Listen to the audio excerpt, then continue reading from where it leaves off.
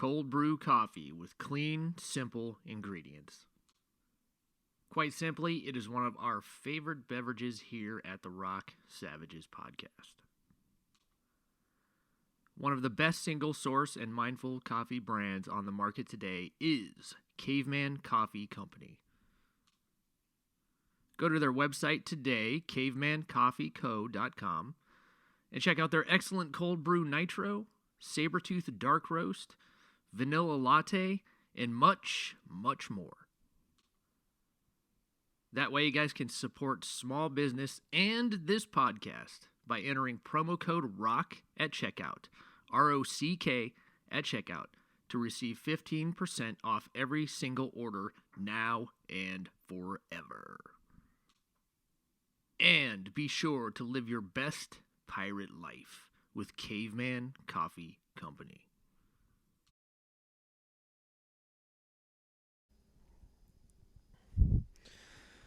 All right, man, you got a lot of stuff going on since the last time we talked. I think we talked back last February, and I think it was before all the COVID stuff. So I think you had tours lined up and everything, and that probably all went by the wayside, I assume. Yeah, you're a little hard to hear, to be honest. I'll do the best that I can. Is that better? Yes, much better. Okay. Sorry about that. Just a little podcast difficulties. Yeah, man. I mean, we talked last February. I think that was before all the COVID stuff. I listened back a little bit on the last episode just to make sure I'm not going to repeat myself with questions. Right. Pre-shutdown. I'm sure then everything was bright, shiny rainbows and unicorns. It sounded like it. Yep. How's everything been going? Otherwise, I know you've been staying busy, which we'll get into, but how's life out in LA? Are you still out there? A lot of people are leaving LA. Yeah, man. I've thought about it. Yeah. It is for the first time in my life been a semi-real conversation. So, we'll see what happens. But yeah, no, look, I don't want to be paint a negative picture at all. I mean, obviously the pandemic sucks. Right. But I've looked at it as an opportunity. I've tried to look at it as an opportunity for all the bands that I work with, and kind of really, focusing on what we can do, how we can best utilize our time, in the midst of all of this. And, potentially what can we do innovative? What can we uncover that we can potentially walk away from this thing with, that we can then utilize to our advantage moving forward, So, I've kind of just imagined like, okay, well, just because we can't play music doesn't mean that my dudes aren't musicians, right? It doesn't mean that it doesn't make anyone less of a creative. It doesn't make anyone less of an enthusiastic person that wants to make art and be able to get it to their fans so that they can hear it and enjoy it, right? It doesn't make those people any less of being that type of a person. So that being said, how do you imagine and work within a music industry that doesn't have the traditional sense of how we project our art and get it into the hands and ears and eyes of the fans, right? So it's almost imagining like, well, let's not pretend of like how it used to be. Let's imagine how it is now, and this is a brand new square one that we have to start with. And how does that music business work, right? You're a musician, you got to get your art out there. How do we do that? And how do we do that effectively? And how do we make sure that the fans are stoked about getting it? So that's the way I've been treating this time.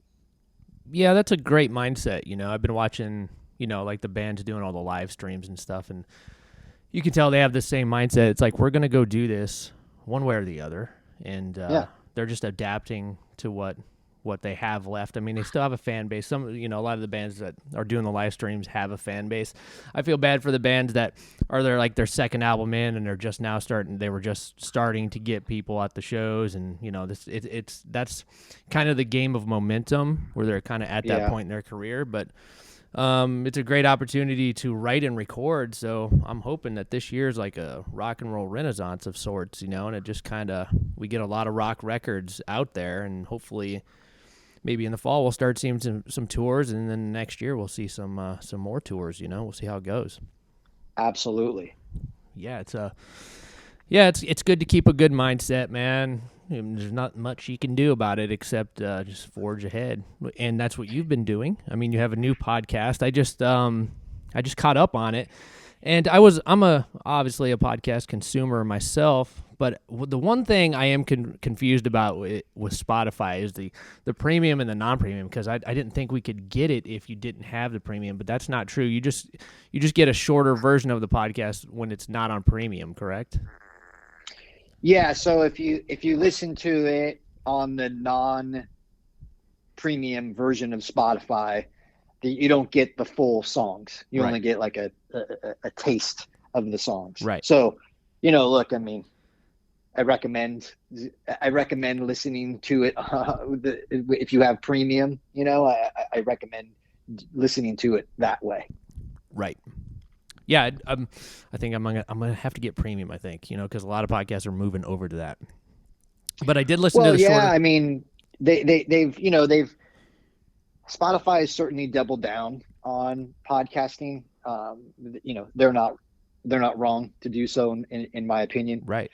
I think Apple had a really good opportunity there, and it seems like they kind of fallen off. They sort of lost a little perspective on that, maybe. Right. At least from my vantage point. Right. But yeah, I mean, so you're right. So it's like in terms of delivery mechanism, how can you communicate with the fans? How can you turn more people on to more music now that we have more time here? It's like, dude, turn off the news and turn up the jams. You know, like let's get some positive energy into our lives. Right. And I've had a Spotify playlist that I've been doing since 2016, and I've been really kind of committed to providing, doing that and paying attention to underground bands and all of that, and so then I was been long time inspired by DJ shows that are on Mixcloud or SoundCloud or whatever. So there's like Pat Harrington has a show called Electric Beard of Doom. Right. Melissa has Stoner Witch Radio. Johnny has Hour of the Riff. There's like Mr. Weirdbeard show. There's Billy and John show, the Doomed and Stone show. Right. So there's a lot of there's a very robust underground scene of support and fans, and there's a lot of music out there too. I mean, in this scene, there's upwards of 500 albums a year being released. Wow. And so we're trying to make sense of it all. So now within Spotify, you have the ability to create sort of DJ shows like that where you can pull in songs. And so I was like, well, this is a great opportunity. More people are home listening to music. This is a good time for me to be able to create a show that I've always wanted to do. So I started the Volume Forever podcast, which is basically just bringing my playlist to life. Right. So it's kind of taking themes from the songs and collecting them into a curated hour-long package that I kind of talk everybody through. And it's been a fun time. So this morning I launched episode 12. That was my 12th episode. And yeah, man, it's been a fun time. I mean, it's kind of really sort of supportive of the underground music scene and putting a spotlight on all these bands and record labels. And yeah, man, I'm having fun with it too. It's been a good time, and people seem to enjoy it. Yeah, I can tell when I listen to the podcast. Like, you are into this genre, and I'll just nerd out with you for a minute. Like, I listened to like the last 5 episodes, and you're playing a lot of the bands that I've been listening to for some of them for a decade or more. Like Greenleaf, they've been around since 2008. You've played them. You know, a lot of Yeah. the Swedish stoner rock bands, and I don't know what's going on with Sweden, but there's just some badass rock and roll coming out of there. And I've been Yeah. listening, you know, bands like Blues Pills, and I just started listening to Lowrider, and you know, had bands like Whores on there, which we've had on the podcast, and it just seems like it's such a good idea for people of your stature because you've been in the business for so long to do things like this. I mean, because there's always the naysayers saying that rock and roll is dead, and the whole thing is it's alive and well, but we just need more people to shine a light, like you said, in a positive manner on the internet. I think the internet needs more positive people than ever before, but it's good to have people like you as well as us constantly telling people about these bands because they need help more now than ever. And the creativity of the art of rock and roll is still very much alive. It just seems to be more in the underground, but we need to try and help boost that up when it all opens back up, you know? Yeah, you're totally right. And the primary reason why I started putting together a playlist is that so many people would, you know, in the midst of a conversation, would be like, I never hear any good music, man. You know, like I don't hear there's no cool bands out there. And I was like, well, you're just not looking in the right place. And it's not your fault because you do really need to go on a deep dive to find a lot of this stuff. Right. And it's not easily accessible. It's not in your face. You know, whenever I was growing up, we really had sort of two main points of curation and gatekeepers, and it was MTV and terrestrial radio. Now, obviously, there was, you know, underground scenes and there was stuff brewing that you could get into, you know, but there was a really easy way to discover, you know, the top tier of music, right? Turn on the radio or you turn on MTV and you'll see a Def Leppard video, and you know you'll see a Twisted Sister video. You know, like Right. you know, like you could discover stuff that way. And now there's a million touch points of curation and stuff. So and gatekeepers, right? There's a million gatekeepers, and if you're a person that was used to just flipping on the radio or the TV and let them do the heavy lifting for you. Right. It was easy to make a decision if you wanted to get the, you know, the new Madonna record or not. Right. Right. Whereas now you have to really go looking for that information. It's not as easy anymore. And so that was the whole idea of when someone would go like, man, I don't hear any new good music. And I'd be like, well, here's a link to my playlist. And there's literally 300 bands on there. Right, know, with right. like there's like 300 songs of bands that put out music this year. Like this isn't some old crusty stuff that's been kicking around for 10 years that you just didn't pay attention to. Right. Like these are new bands putting out new records every year. And there is some killer shit going on, and you need to be aware of it if you think nothing is happening, right? And so that was the whole point of it, is that I could kind of squash that type of conversation of someone not knowing anything and quickly going like, man, here's a bunch of stuff to sift through and pull out your favorites and get into it, man. You know, like find these bands, follow them, buy their t-shirts, you know, like really kind of support it all. So that was the origin story of, you know, kind of how all this sort of started. So yeah, man, you're totally right. Yeah, there's a lot of little podcasts starting to do that too. I'm starting to hook up with a bunch on Twitter, and we're starting to jump on each other's podcasts and back and forth. So that's even helping the message grow even more. You know, to kind of keep it like how the comedians were doing it with their podcast a couple years ago, and how they built up their scene that way. And I keep trying to tell people that it's like just jump on each other's podcasts, have a conversation about it, and promote each other. And in there, you'll also promote the bands and have bands on your podcast, man. I mean, and they'll share it, and it grows like that in the underground, which I think it kind of needs to stay there, because if it gets too mainstream, it starts getting a little watered down and shitty, you know. So let's keep it popular enough, you know, to where they can make a living. And, you know, kind of take care of it that way. You know, it's just an incestual thing, I guess, in a sense, but it needs to be at this point. Yeah, I agree. I mean, that's, if there's an agenda for my podcast, it's specifically that. It's to not only shine a light on a bunch of bands that maybe people haven't heard of before, but also too is to kind of unite the scene and bring people together. For instance, the episode 12 that I dropped today, it's a very specific focus on a record label called Heavy Psych Sounds. And it's a group of their bands that have releases, out or coming out.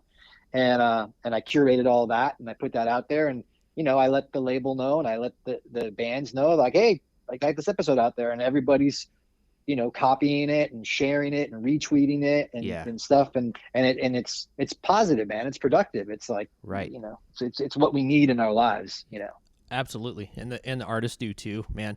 I think this is a great opportunity for all the fans to get ahead of the game with all these new releases. So when it does come time to go out and play shows again, these bands will be on the radar, and then you have to get out and buy the tickets, man, and buy the merch, buy all that shit. So I think we're in a pretty good position.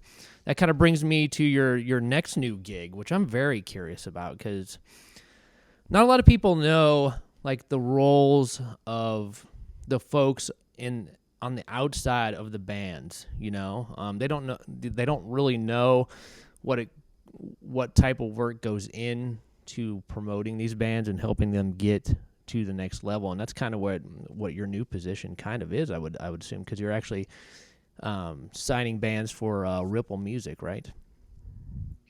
Yes. So whenever I got into the more of the focusing on the business side of things, and I started managing bands about 15 years ago, I really wanted to do A&R. That was sort of my initial passion. Was I really wanted to find bands, sign them, help them make records, make awesome records. That was really a strong passion of mine that I've always wanted an opportunity to do. And then Todd from Ripple Music came to me with an idea, and he's like, hey man, like, why don't you sign bands at Ripple, but then, like, kind of put your thumbprint on those? And I go, man, like, you're speaking my language. This is something that right. this is something that I've always wanted to do, and so, we figured it out.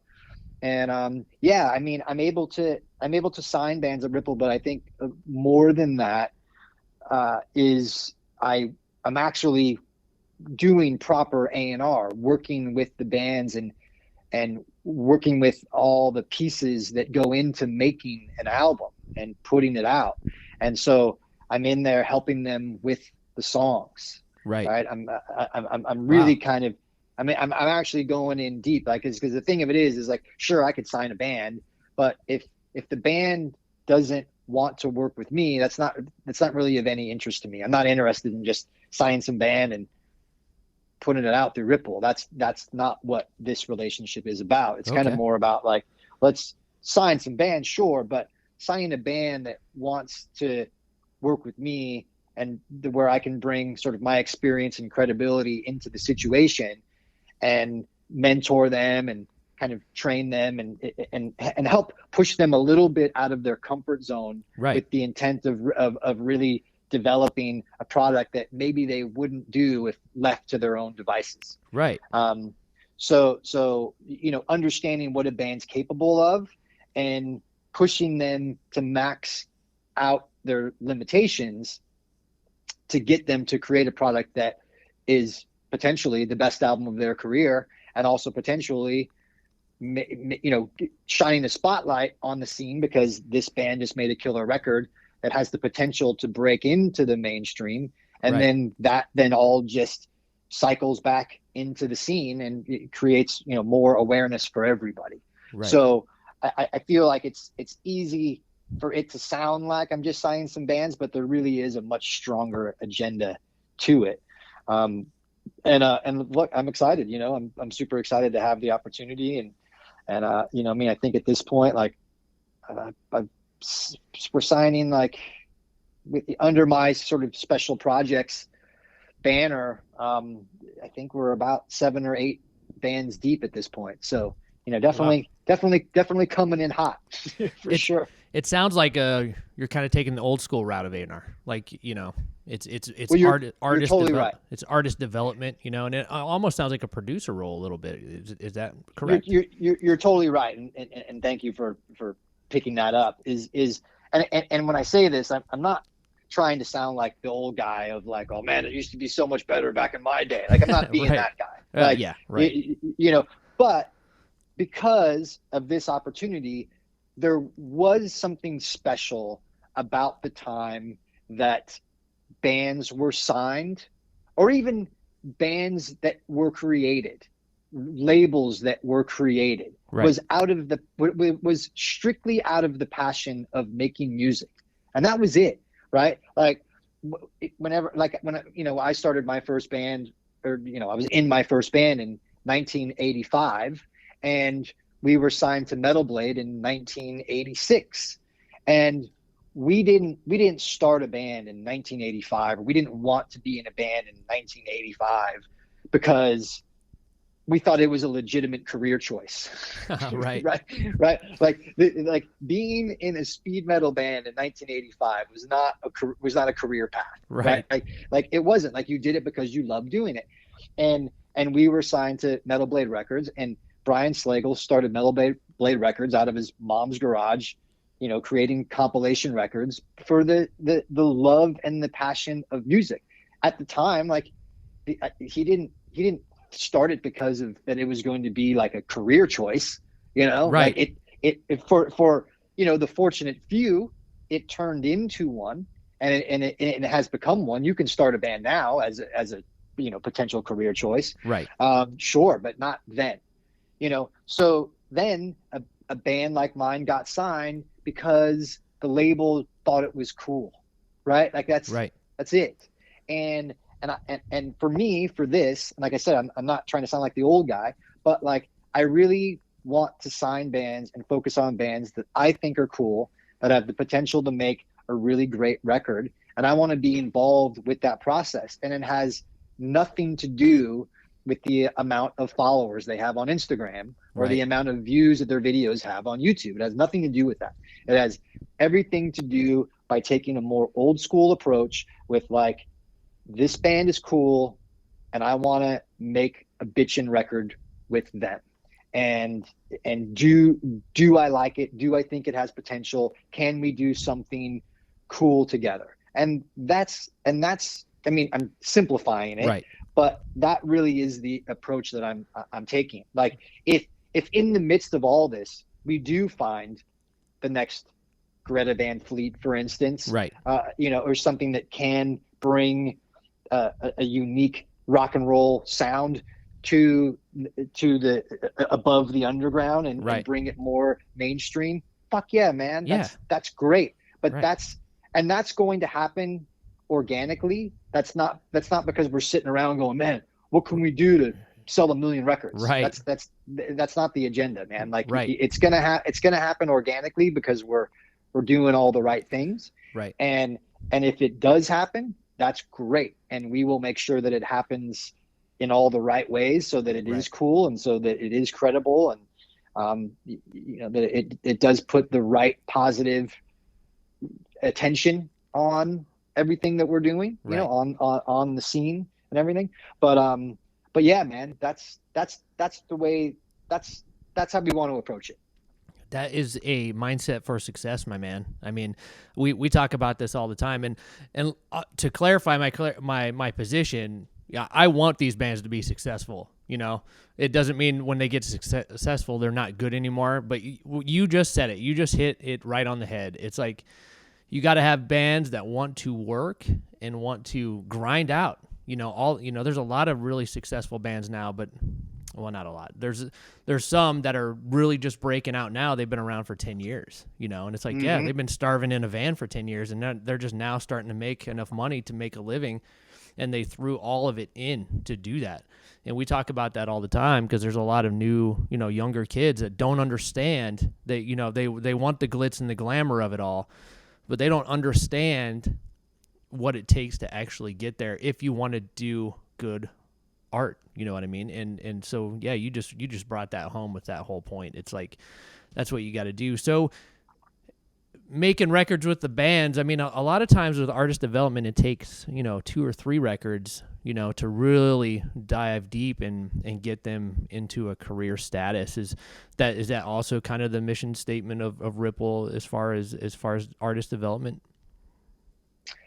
I mean, you're right, and potentially some of the bands that I am signing actually do have a few records out, and to where they have sort of laid the foundation, but they're just at that tipping point where someone like me comes in and helps them see their potential and really kind of help them craft the best album of their career. That's the idea. Right. And some bands are on their debut record. Maybe they got a couple singles out and what have you. But yeah, so it's kind of across the board. Like even earlier, someone was asking me like, could I sign a band like the Skull, which is guys from Trouble, right? Who are older, been around the block a few times or whatever. And I'm like, yes, I could if that band thought that they needed someone like me in their business, helping them and trying to guide them to make an amazing record, right? Like they quite as seasoned veterans, right? They might be guys that's like, it's cool, bro. Like we've got it handled. Like, don't worry about it. And then that's not a good fit for me. But if they came to me and they're like, oh, hey man, like we really, kind of admire the things that you've done. And we think that maybe we need someone like you in our business to help level us up because, maybe, whatever it is, we just need that extra voice in there guiding us. Right. Then potentially then there is, there is a potential in there. Like if I'm given the opportunity to make the Skull record possible, that's a tremendous opportunity, Hell and yeah. But it's so, there's no real rigid parameters on this. It's just finding the right things that make sense given, what parameters that we do have. Right. That sounds straight up like the right way to go about it, man. You're perfect on this. I'm glad to hear it. It pumps me up. I want to shine a light on Ripple Music because I know they're a pretty small label, I guess. Still, they've been around for a while. What do you know a little bit of the history and how it came to be? It started off, Todd Severin. It started off as more of a blog site. Look, we're all fans. I think inherently our origin is we're all music fans and we love music and we want music in our lives and that's important. But it started off as the Ripple Effect, which is a blog that actually still exists. But he was like reviewing records. And then at some point someone's like, well, dude, why don't you just put out my record? And he's like, okay. And he figured it out and he made, Ripple Music. And then it just kind of just steamrolled from there. He's been, Ripple Music has been around for 10 years. They've put out some amazing records. They've worked with some amazing bands and I like the infrastructure. I like their deals. They're very artist friendly. Nice. How they do it. It's very collaborative. It's not, it's not suit and tie, gross business guy, right? Gross industry stuff, man. It's very, and I wouldn't want to work in a situation like that anyway. Right. It's like sort of it goes against the credibility that I've built, over the years. Right. And so what I'm doing is within Ripple Music is very artist friendly and focus on that for sure. And, but yeah, Ripple's great. I mean, they're an underground label, but man, the strength is there and they have a good network and they have a great credibility as well. So I'm stoked to be able to work with them. It sounds like it's going to be a good match for you guys, man, with both with the podcast and you being A&R with these guys. I wish somebody like Phil and Selma would start a podcast. He started one like 10 years ago, but he's got housecore records And like he should do the same thing just so he has weekly content. I don't understand why the guy doesn't, because he has the gift of gab, man. I mean, it would be great if he did something like that too, and kind of, did like a collab with Ripple or something. Well, we'll see. Maybe that will come down the road someday. Something like that. It'd be cool. Yeah, you're right. I that is a very fair kind of comparison to bring up. Whereas like, Phil has this very specific taste in music. He is a fan, right? He'll be the first one to tell you that he is a fan of music. You watch any interview with that guy, man, he knows his shit. Right. And he's very in tune with the underground. He's got a very specific taste in music. He's got the label. But yeah, you're right. Could he build out some brand extension to get his voice out there and put more of a spotlight on music that he digs and bands that he signs and stuff that he wants to promote? Yeah, man. I think that's the world we're living in now. And yeah, people like us, we have to. It's the right thing to do, right? It's like we kind of owe it to the fact that we've been given a tremendous opportunity that we get to play heavy metal for a living, right? Like that's, like I said, man, like that wasn't a real career path. Right. Whenever we started this. So the fact that we have the opportunity to be able that, heavy metal pays our bills. I mean, that is a glorious day. Yeah. And man. And it's our responsibility to give a little bit back. I think. Yeah, that's I agree 100%. Now in this year's been tough. I mean, I'm kind of, I'm curious, like how is a small label like Ripple kind of surviving? Is it in a COVID environment? Is it kind of better for the label because there's a lot more streaming and people probably buying more records and shit and staying at home? Yeah, I mean, Ripple aside, I mean, you talk to any label, whether it's Southern Lord or Nuclear Blast and what have you. I mean, like the labels in the midst of COVID are actually thriving. Yeah. A lot of things, like you said, a lot of more people are streaming. Vinyl sales are through the roof.